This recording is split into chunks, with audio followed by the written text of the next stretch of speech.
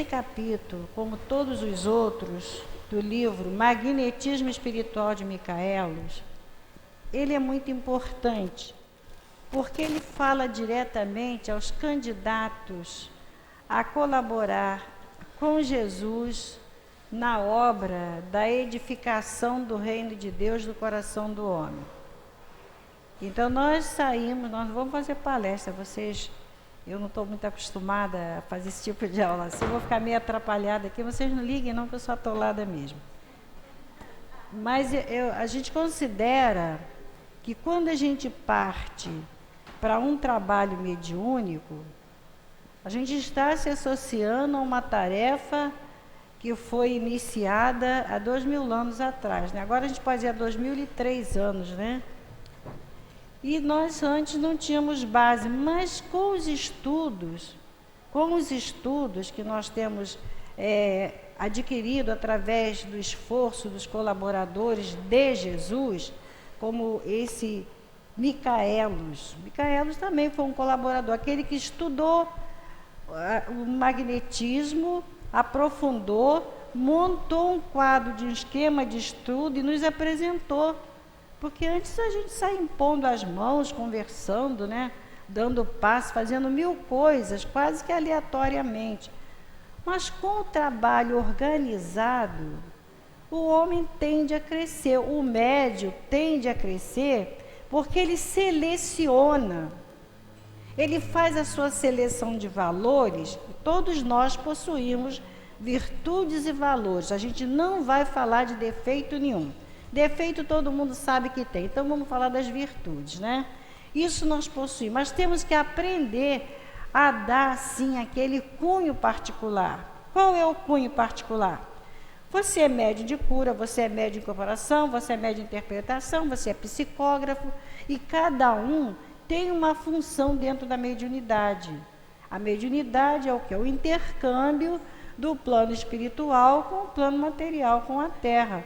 Então, é aquela possibilidade que existe de um ser auxiliar o outro através de uma força própria, de uma qualidade própria, que é o magnetismo. Bom, e quando a gente aprende aqui que nós precisamos melhorar as nossas virtudes, elas são muitas, mas se forem melhoradas, serão ampliadas e atingirão naturalmente um raio de ação muito maior. É quando você pensa lá onde está a dor, você envia seu pensamento para lá e envia com a força que você possui e se estabelece estabelece assim um contato, né, um com o outro, é uma ponte. Ora, como essas coisas acontecem? Eles estudaram, fizeram pesquisa, fizeram experiência, foi provado que era real, então apresentam para a gente no livro. É uma matéria pronta. E quando a gente tem matéria pronta, nós só precisamos o quê? Aprofundar o estudo, aperfeiçoar. Como Jesus diz aqui na abertura do capítulo, isso aqui é uma coisa muito séria, que o Carlos leu para nós, que foi Jesus que mandou, foi Jesus que aconselhou, foi Jesus que despertou a nossa atenção para esse ponto, né? Você tem uma força que você vai sair por aí aplicando, exemplificando. E qual o objetivo? O objetivo maior desse trabalho, que a gente vai chegar lá, quando ele diz aqui, olha bem, ide por todo mundo e pregai o evangelho a toda criatura. O que crer e for batizado será salvo. Ora, o que ele diz aqui? O que crer e for batizado. Aí você, vamos correr todo mundo para jogar água na cabeça. Vamos jogar sal na testa, açúcar, óleo, fazer um monte de coisa. Não é nada disso. Dentro do nosso estudo, o batismo é outro. Você ouviu a notícia, você aceitou a notícia e você vai se preparar para enfrentar os percalços da notícia. Médium sofre? Médium sofre. Por quê? Porque ele vive num mundo de vibrações, ele tem muita sensibilidade, ele entra em contato com a vida íntima e particular de certas pessoas, tem certos médicos que têm essa faculdade. Então ele passa a sofrer. É quando ele começa a ter uma taquicardiazinha, e dentro, quando ele está estudando o trabalho, dá passe no estômago, dá passe no coração, dá passe na nuca, vai fazendo essas coisas todas, faz vibrar suas forças internas. E você vai se autolibertando, você vai se colocando na posição daquele que sabe receber a dor sem reclamar. Isso é cavaco do ofício, né? Médium não sente, não registra os ambientes por onde entra. O problema é esse. Então, se ele começa a sentir uma coisa e ele foge da luta, não, médium, esse negócio de ser médium é muito ruim. A gente atrai esse, atrai aquele, não tem nada disso. Você tem que atrair sim. Atrair para educar. Entendeu? É você receber o filho difícil, espírito difícil, em vez de botá-lo para fora de casa, você trata de educá-lo. Não é isso? Qual é o batismo? Então, no conceito que a gente tem pela visão da doutrina, é você não fugir da briga. Aceitou? Vai lá, vai fundo, tenha fé, confie em Jesus, porque foi Ele que ensinou esse espaço. Agora, quais são os veículos que nós vamos encontrar para fazer esse tipo de trabalho? Ele já está dizendo aqui, todos podem magnetizar, porque todos possuem o fluido magnético ou fluido vital. Fluido magnético pertence ao corpo físico. Fluido vital é esse que tonifica o corpo, vitaliza, vitalidade. O que quer dizer vitalidade?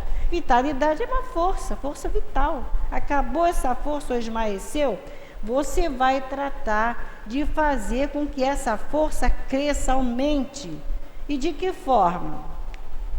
Através do conhecimento, através do estudo, através de uma modificação interior que acontece à medida que você tem confiança em Deus, tem confiança em Jesus e sabe que você é um homem virtuoso. Então, aqueles nossos defeitozinhos, a gente coloca de lado. A gente vai trabalhando lá os defeitinhos, mas vai fazendo bem, porque a nossa vitalidade também aumenta. A gente vê pessoas muito doentes mesmo, mas que não estão mortas, não. Só está doente o meu corpo, mas minha alma não está, não. E enquanto eu tiver força de vontade, tiver crença dentro de mim, pode meu corpo morrer, não tem importância, daqui a 50 anos eu recebo outro. Novinho em folha, com melhor qualidade. Não é assim que a gente tem que pensar? Ou a gente diz, vou morrer. Morrer, quem tem que morrer? Eu também não quero morrer, não. Mas se acontecer, nós não vamos ficar chorando, como se tudo tivesse acabado, né? Então é quando ele diz aqui, todos podem magnetizar, porque todos possuem o fluido magnético ou fluido vital. Isso aqui é esperança de vida. É promessa de vida, esperança de vida. Agora, quem dá qualidade à nossa vida somos nós. Eu quero, eu posso. Se eu quero, eu posso. E quando eu não posso, o que eu faço? Eu peço a quem pode. Resolvido o problema. Aí você recorre a outro médium que poderá ter uma força maior que a sua. Por quê? Porque ele já caminhou mais, ele tem vamos dizer, uma tarefa diferente, uma missão diferente, ele está num degrauzinho acima, ele já conquistou uma coisa que nós ainda não conquistamos, que é a confiança daqueles que nos colocaram no trabalho. Não é assim? A gente só põe o trabalho sério na mão daqueles que a gente confia. Eu tenho certeza que o fulano vai vencer. Ele pode vencer. Eu tenho certeza. Mas e se ele falhar? Não tem importância, adiante ele retoma o trabalho. Nunca existe fracasso. Só quando a gente realmente se deixa fracassar. Aí é uma condição, mas você pode recuperar o tempo. Então isso aqui, Não sou eu que estou inventando nada, está lá no Evangelho de Marcos. E se ele diz que o que crer e for batizado será salvo, é porque ele tem certeza do que está dizendo. E a gente não vai contestar Jesus, né? Como também quando ele diz, mas o que crer, mas o que não crer será condenado. Por que ele será condenado? Você tem tanto magnetismo, você tem tanta força. Como é que nós podemos interpretar que aquele que não crê será condenado? Porque ele vai ficar entregue a ele mesmo. Só isso. Só isso, não tem mais nada além disso. Ele vai ser condenado a quê? A ficar com as próprias ideias. Então ele está perdendo um tempo precioso que ele poderia estar empregando numa tarefa nobre, e ele está lá, como é que se diz? As turras com ele mesmo. Eu vejo o espírito, eu digo que é mentira, eu sinto a influência do espírito, eu digo que é mentira, eu digo que é esse, que é aquele. Ele está brigando com ele mesmo, entendeu? Então, da onde provém a condenação? A condenação vem do nosso consentimento em ficar sentado sem fazer nada. Foi Deus, foi Jesus que determinou que nós fôssemos condenados? Não foi. Não foi mesmo. Então, decisão nossa para isso, existe aquela informação que todos nós temos do livre-arbítrio. Você, com essa chave maravilhosa na sua mão, você vai se tornar o rei do mundo, porque você tem livre-arbítrio. Você vai adquirir direitos conquistados, né, com seu esforço. Então você emprega de uma forma que você cresça interiormente, para quando você chegar lá, junto daquele que te enviou, e diz assim, cadê tua ficha? Deixa eu ver teu currículo. Aí você preencheu todos os quesitos necessários. Aí ele vai dizer assim, passe para a direita do Pai. Lá o trabalho vai ser mais intenso. E aquele que não apresenta esse currículo, fica por aqui que você ainda está fraquinho. Mas não vai te mandar para a Giena, não. Não vai, não. E a Giena também você já sabe o que é, né? Aí a gente vai vendo, não é uma obra maravilhosa? Não fomos lançados à terra como cisco jogado pelo vento. Não somos folhas mortas caídas lá no outono. Nós estamos cheios de vigor porque nós somos alma, somos espírito. E espírito vem preparado para aceitar ou não. Aceita ou não. Decisão sua. Se aceitar, você estará se salvando de uma posição de dificuldade. E se você não aceitar, você vai ficar mais um tempo sob a luz da sua própria lâmpada. E as nossas lâmpadas nem sempre têm o óleo da boa vontade, né? Outra coisa que ele diz aqui para nós, com esse magnetismo que nós vamos ler daqui a 2 minutos, ele ainda diz mais. Aos que crerem, acompanharão estes milagres. Olha a palavra de Jesus, olha os milagres. Expulsarão os demônios em meu nome e falarão novas línguas. Outra informação preciosa. Quem são os demônios que nós vamos expulsar? São os nossos pensamentos descontrolados, são as nossas atitudes inconcebíveis, que não compactuam com o bem, com o repouso, com o equilíbrio. Entendeu? Vejam só, a gente descobre muita coisa quando estuda. Então você vê, só são os espíritos impuros. Mas quem são os espíritos impuros? Pode ser eu, né? Eu fiz uma coisa errada aí, todo mundo vai me classificar nessa posição, aí serei eu que estou naquela posição. Eu não quero ser expulsa de lugar nenhum, pelo contrário, eu quero ser aceita. Então eu peço a vocês, se eu fizer qualquer coisa errada, pelo amor de Deus, não me condene, nem me expulse, me ensine, me eduquem. E eu vou ficar muito feliz com isso. E ele vai mostrando que quando a gente passa para o outro lado, com as ideias descontroladas, somos naturalmente classificados nessa ordem. Então, a doutrina espírita vai renovando o conceito, porque ele disse que nós vamos falar novas línguas. Falar línguas estranhas. Você vai pensando logo, meu Deus, vou receber espírito lá o alemão, o russo, o aramaico do passado, e ninguém vai entender nada, só o daquela cidade, daquela nação que vai entender. Mas se você começa a ver pelo outro lado, qual é a linguagem que Jesus falou para o mundo, para o homem? Amai-vos uns aos outros.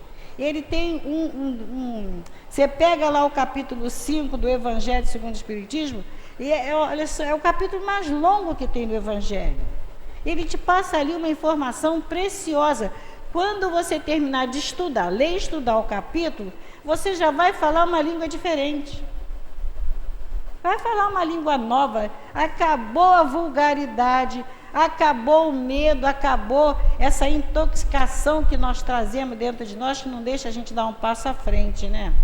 E por quê? Porque quando você começa a aplicar-se ao estudo e à meditação, você vai criando um mundo diferente. O fluido que te envolve, seu psiquismo, né, que dizem que a nossa psicosfera, vai se transformando, vai modificando, vai arejando, e você vai ficando com um raio, vamos dizer assim, de ação mais longo. Eu ouvi alguém dizer, num desses programas que a gente ouve pelo rádio, Rio de Janeiro principalmente, que a aura do Chico parece de 1,5 m. Olha, é um poder. 20, isso aqui já aumentou, 20 metros. Então, 20 metros, né? Para cada lado. Então, para cada lado, para os lados, para cima e para baixo. Esse homem estava numa redoma, não é? E quem chegava, veja só o poder de radiação da mente. E quem chegava até ele, não queria sair de perto dele. Ali manava leite e mel, né? Como diz lá o estudo dos nossos ancestrais, que já pesquisava a aura humana. Porque a boa palavra edifica, irradia, ela ilumina, porque ela está envolvida pelo bom sentimento do seu coração. Então você se torna o benfeitor. Os médiuns são candidatos a benfeitores da humanidade. Já pensou? Nunca mais vai haver maldade no mundo. Que maravilha! E compete a cada um esse trabalho. É difícil? Não é, porque nós temos a chave do progresso na mão. Entendeu? Nosso coração é de carne, é músculo, né? Esse músculo maravilhoso, a gente diz assim, aqui no meu coração que nascem meus sentimentos. Não é não, é no espírito. É na nossa mente. Quando a gente olha para uma coisa, olha para uma pessoa, vê uma necessidade, você se lança ao trabalho, você quer resolver os problemas, mesmo sabendo que o outro tem direitos de errar, mas você não quer que ele erre, mas a sua vibração é tão pacífica, tão amiga, tão amável, que você conquista. E daqui a pouco ele está sendo atraído para o seu lado devagarinho. Não o expulse nunca. Ele cometeu um errinho, mas não o expulse, eduque. Você pode, você tem condição. Mais uma palavra aqui de Jesus, quando ele diz assim, imporão as mãos nos enfermos e estes sararão. A gente fica com uma esperança. Já impus minha mão e muita gente que não ficou curada. Então o que eu falei? Meu Deus, o que eu estou fazendo aqui? Eu não estou levantando doente nenhum. Eu estou querendo curar a pessoa. Eu sou médium curador. Sou médium curador. Disseram que eu sou médium curador. Mas eu não consigo curar ninguém. Eu sei lá se ele quer ser curado. Eu não entrei na intimidade dele. E ele vai criar para nós aqui que a gente às vezes se torna um pouquinho vaidoso, um pouquinho orgulhoso e às vezes meio aventureiro também. A gente se aventura. tem que saber primeiro se nós estamos afeitos àquela tarefa. Foi isso que o plano espiritual determinou para mim? Ou disse, ó, você é o médium curador, mas daqui a 2000 anos. Por enquanto vai dando passe, vai amando, vai conquistando, vai se tornando amiga, vai se tornando amável, educada, simples. Vai vencendo a treva que está dentro de você, que você vai conseguir. Mas deixa para o futuro, porque por enquanto essa tarefa pertence àqueles que já caminharam mais à frente. Isso quer dizer que nós vamos parar? Não, nós estamos no trabalho de autoeducação. Vamos entender que Jesus disse que nós precisamos ser batizados e aceitar. Enquanto você não se batizar na crença, na fé, você não tiver coragem de vencer, você está ainda nesse processo, né, de educação. Então ele diz, já vimos que o magnetismo resulta principalmente das faculdades da alma. O corpo é apenas um instrumento da execução. Se o corpo é apenas instrumento da execução, o sentimento não está no corpo. O sentimento está na alma. O trabalho, o processo está na alma. Mas o nosso corpo, ele é o nosso grande auxiliar. Nós somos espírito com um instrumento capaz de fazer até milagres, como disse Jesus, quando a gente souber afinar esse instrumento. Aí vem os requisitos, né? Ele diz assim, como a qualidade do fluido está na razão direta do estado de evolução da alma, assim também a maior ou menor eficiência da magnetização depende da saúde do corpo. Depende da saúde do corpo. Isso aí não botou aqui um ponto final no trabalho, não. Vamos curar o nosso corpo. Vamos ver, eu já ouvi pessoas dizerem assim, a matéria é podre nada, ela apodrece depois que não está sendo mais utilizada pelo espírito. Ela é perecível. Ela volta para o laboratório do mundo invisível, ela volta para o conjunto. Então você não pode ter essa expressão como se fosse uma coisa assim, muito pejorativa, muito vulgar. Não, nós temos que ter respeito até o último instante ao nosso veículo físico. Porque durante o tempo que foi necessário, ela nos serviu.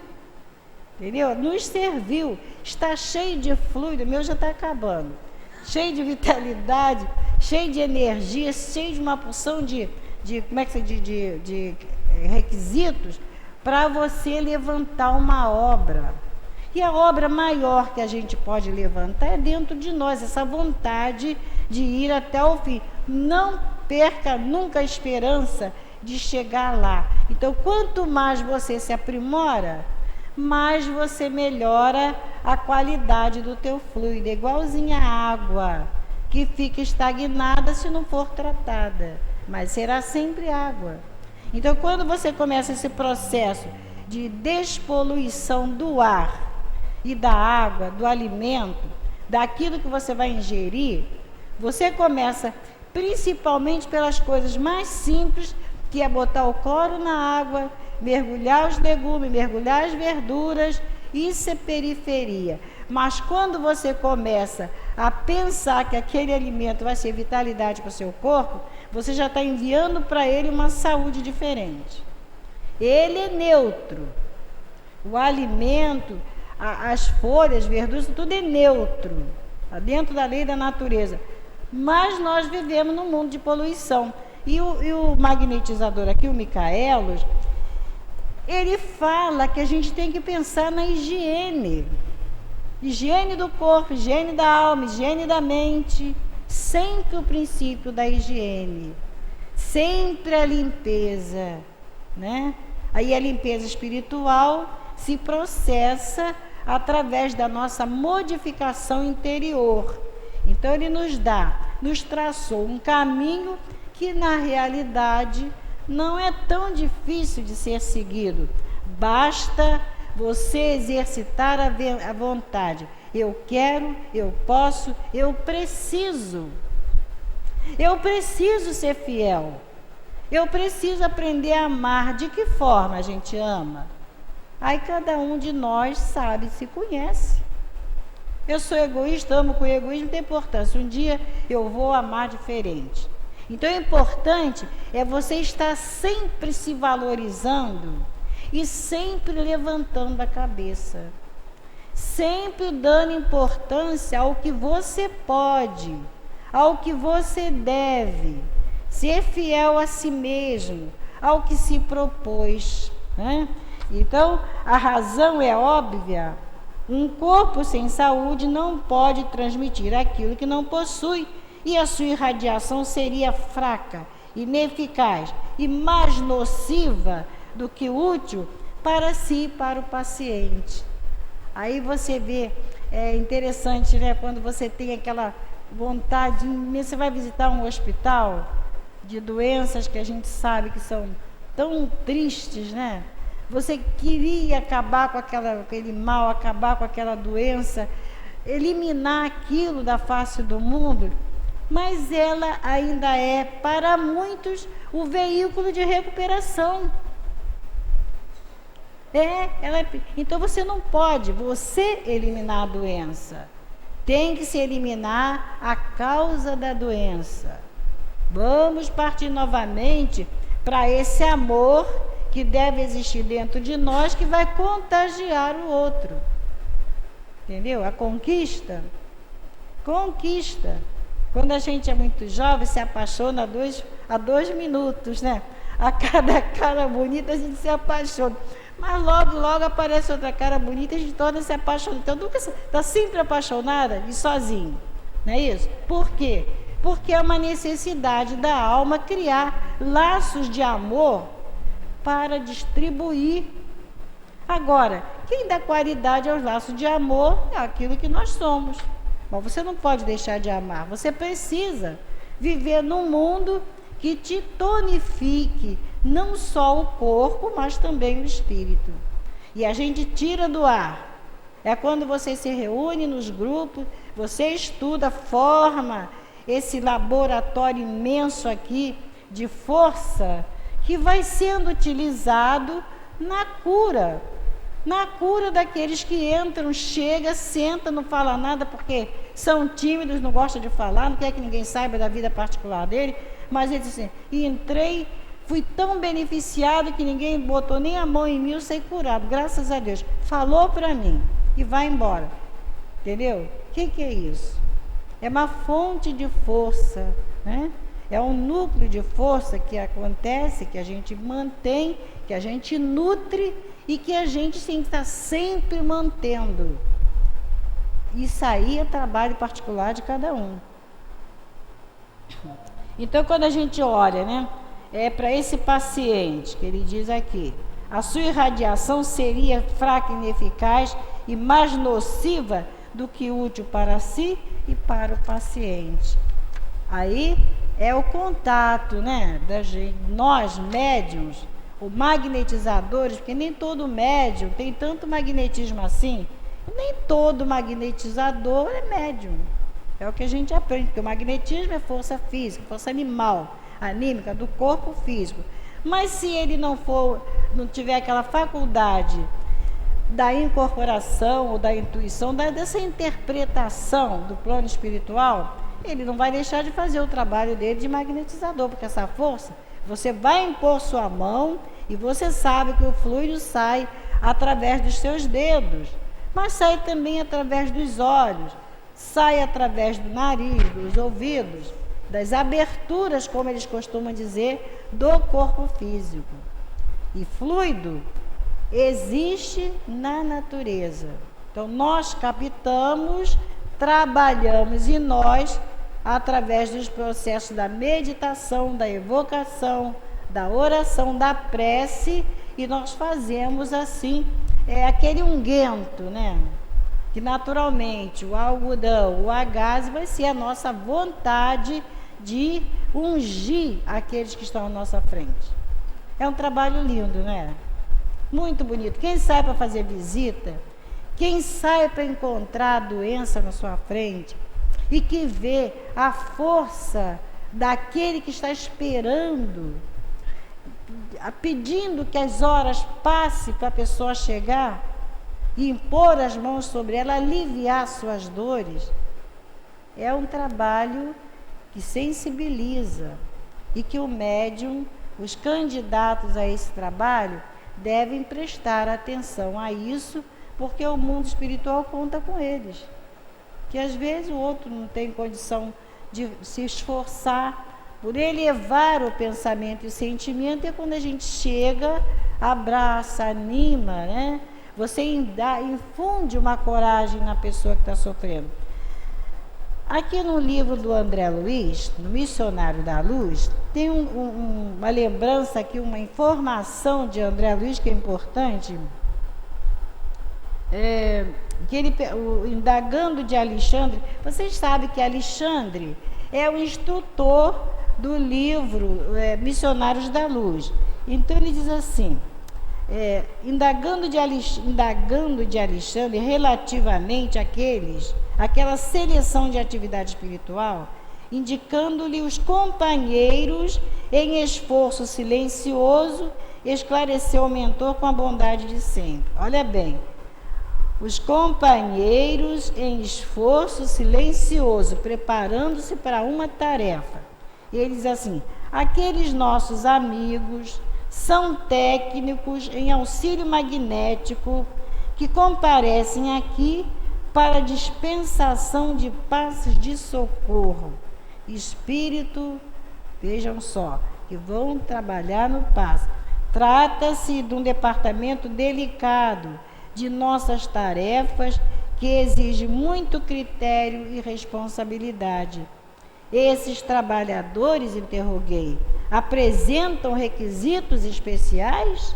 E ele responde, sim. Explicou o mentor, na execução da tarefa que lhes está subordinada, não basta a boa vontade, olha a exigência, não basta a boa vontade como acontece em outros setores de nossa atuação.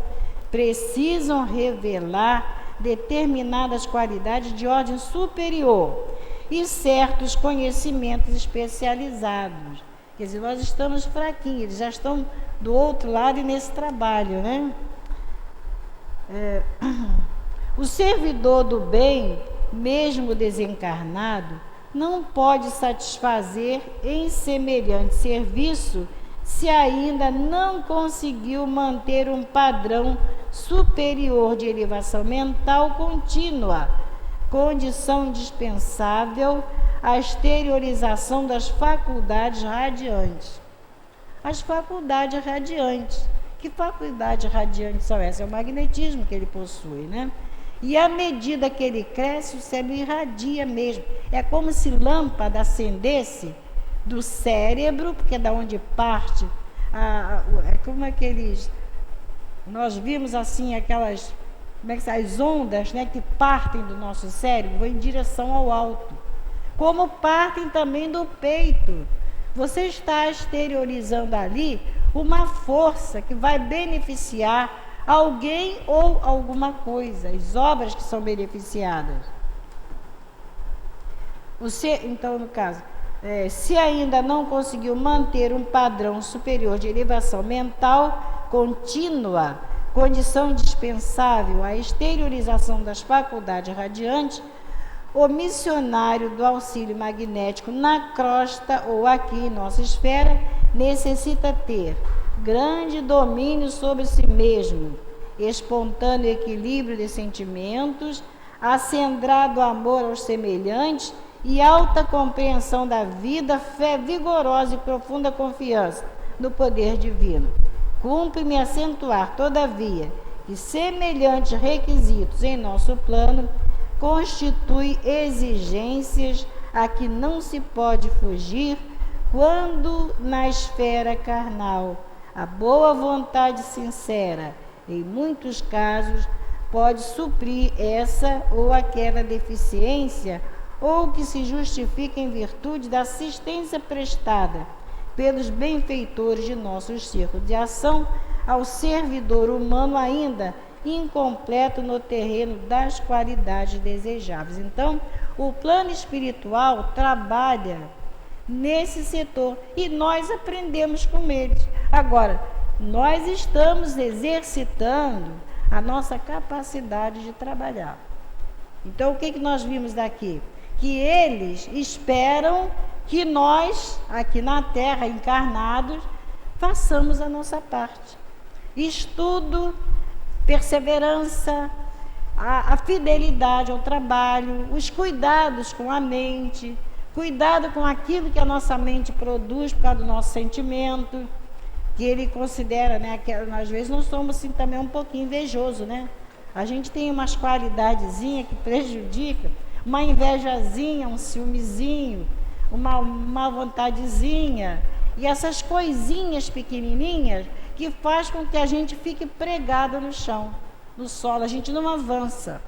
E nós precisamos aprender a avançar, porque trabalho na mão nós temos, disposição, material de trabalho, ferramenta de trabalho, informação preciosa e acesso ao mundo invisível através da prece, através da meditação e da disposição que nós temos de caminhar para frente. Você viu, Jesus morreu pregado na cruz, mas ele morreu? Não morreu. Ele mostrou até o último instante. Quando ele faz essa advertência aqui, ele já estava desencarnado, ele já estava fora da Terra. Então ele dá aquelas últimas informações e ascende ao plano superior. Mas não abandonou o barco. Ele continuou revitalizando sempre o grupo que trabalhou com ele, que foi sempre crescendo, crescendo, crescendo, até chegar onde nós estamos, na forma que estamos. Aqueles primeiros somos nós. Muitos já se afastaram desse quadro, já passaram adiante, né? Muitos evoluíram, mas nós que ainda estamos aqui aprendendo a ter paciência, a ter humildade, nós estamos pegando no mesmo padrão. Agora, ele continua nos advertendo as condições, eu não anotei aqui. Vejam só, ele diz, não se crê, entretanto, adverte Alfonso Bouet, foi um que também escreveu sobre o magnetismo, que o poder magnético caminha de par com a força muscular, não é força bruta, não é. Pode ser uma pessoa magrinha que dá um passe aí numa pessoa gorda e a pessoa fica boa. Nós temos aqui, interessante, aqui no centro, uma companheira. Eu acho que ela é a pessoa mais magrinha que nós temos aqui. Eu não sei se aqui tem alguém que conhece a Zilfa, uma amiga nossa que... Quem conhece a Zilfa? Ela é bem magrinha, magrinha, magrinha. Então, uma outra amiga que estava passando muito mal, sentou-se lá em cima na cantina e disse assim, quando foi na hora do passe, vai um grupo de médicos lá em cima da passe em que ele trabalha na cantina, aos sábados à noite. Então, assim, logo a Zilfa que vai me dar passe, ela é tão magrinha, que a Zilfa está dizendo, tão magrinha, ela é um coração maravilhoso, aquela criatura. Depois ela falou, olha, ela me deu um passe que eu levantei na cadeira. Eu nem sentia meu corpo, como é que ela pode ter tanto magnetismo? Eu falei, o magnetismo não está só no corpo físico magrinho, e as potências da alma estão sempre em atividade, e ela gosta do que faz, é uma pessoa nobre, e outra coisa, gosta de você. Então juntou tudo ali e a moça levantou da cadeira, entendeu? Então a gente vai vendo que, como ele diz aqui, não é o corpo, né, massa bruta, como ele diz aqui.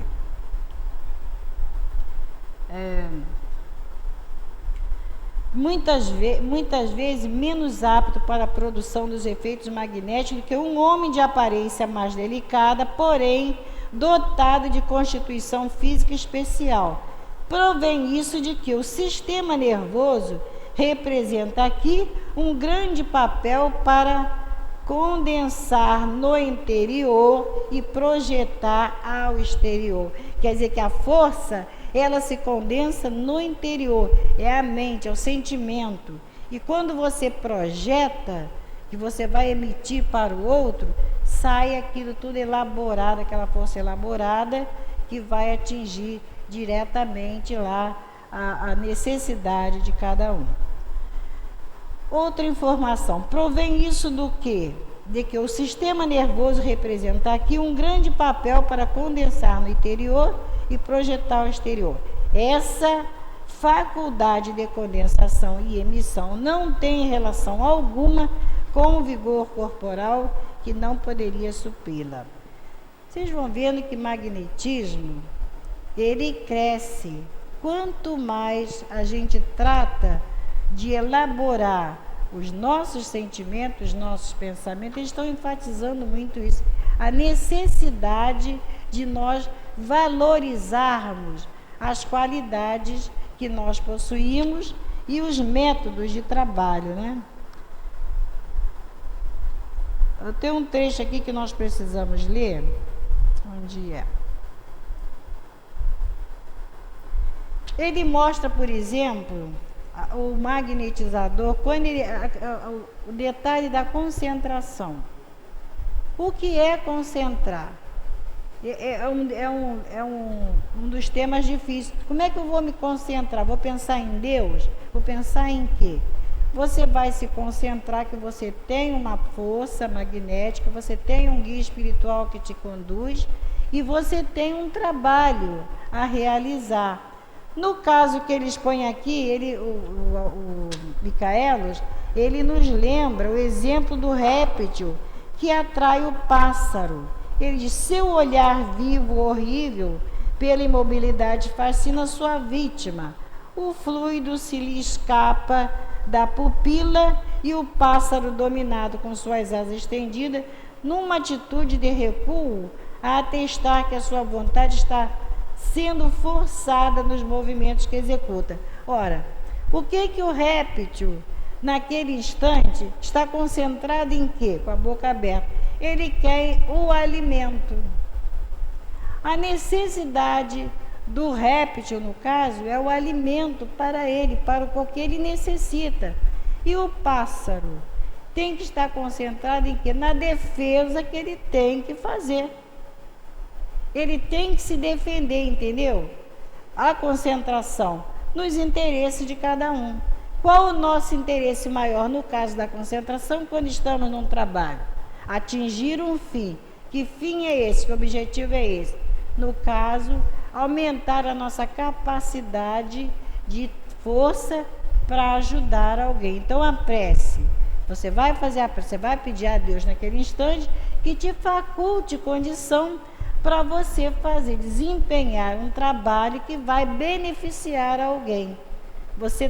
Tanto você pensa em quem vai receber, como você pensa em si mesmo que vai doar. Eu preciso aumentar a minha força e ele precisa do benefício. É uma ação mútua, né? E a gente vai, então, desenvolvendo essa qualidade que vai ser muito boa para nós. Kardec muito bem assinalou as qualidades, olha bem, as qualidades que deve possuir o magnetizador. A faculdade de curar pela imposição das mãos deriva evidentemente de uma força excepcional de expansão, mas diversas causas concorrem para aumentá-la, entre as quais são de colocar-se na primeira linha a pureza dos sentimentos, o desinteresse, a benevolência, o desejo ardente de proporcionar alívio e a prece fervorosa e a confiança em Deus. Numa palavra, todas as qualidades morais. A força magnética é puramente orgânica. Pode, como a força muscular, ser partilhada de toda a gente, mesmo do homem perverso. Mas só o homem de bem se serve dela exclusivamente para o bem, sem ideias ocultas de interesse pessoal, nem de satisfação de orgulho ou de vaidade. Então, mais depurado, o seu fluido possui propriedades benfazejas e reparadoras. Aí entra aquele detalhe, quando ele diz que o homem perverso também é um trabalhador. Ele vai trabalhar dentro das condições dele. Ele é o trabalhador do Cristo? Não é. Ele é senhor de si mesmo. Qual é o salário dele? O teu salário já te foi dado na terra. Então tem aqueles que cobram o trabalho mediúnico, tem aqueles que fazem as coisas de qualquer maneira, que não está cuidando de que ele precisa de uma renovação. E a renovação só vem através do conhecimento e da vontade da gente se renovar. E quando surgem, nós temos na literatura espírita um material vastíssimo, que vem, você vê que são muitas informações através de médiuns diferentes, através de escritores diferentes, cada um atingindo uma área da nossa necessidade espiritual. E você tem que ler. O médium, ele é obrigado, ele tem como dever ler, ele tem como dever se aprimorar. Para ser o grande erudito, o grande intelectual, não. Para ele ter conhecimento é a luz. Ele só vai sair da treva quando ele tiver conhecimento e compreender as coisas à volta dele. Isso aqui a gente vem novamente aqui, né? Os discípulos partiram, não. Deus, depois de lhes ter assim falado, o Senhor Jesus ascendeu ao céu, onde está sentado à direita de Deus. Então, e antes ele diz, pegarão nas serpentes, e se beberem qualquer bebida mortal, esta nenhum mal lhes fará. Eu estava me lembrando que atualmente nós vimos médium, eu não ouvi de qualquer um, ouvi uma pessoa que passou pela experiência. O rapaz estava passando lá por uma experiência séria na vida dele, e ele disse que ele foi em algum lugar lá, que deram um chá a ele, e que ele, quando começou a fazer efeito, ele vomitou coisas horríveis. Só pode ser um alucinógeno, mas depois daquele trabalho todo feito com ele, não foi ritual, não foi uma coisa lá que ele bebeu, uma beberragem, né? Ele disse, olha, fiquei livre de tudo que eu estava sentindo.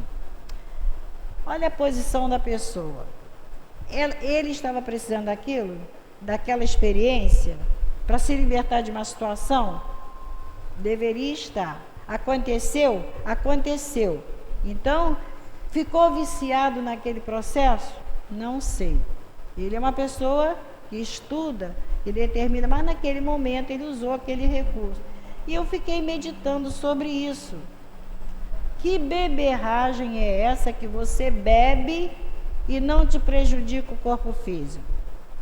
Tem a experiência de Paulo, quando chegou numa ilha, ele estava num navio, o navio naufragou, e eles foram à terra, né, fizeram uma fogueira, estava frio para se esquentar, se aquecer.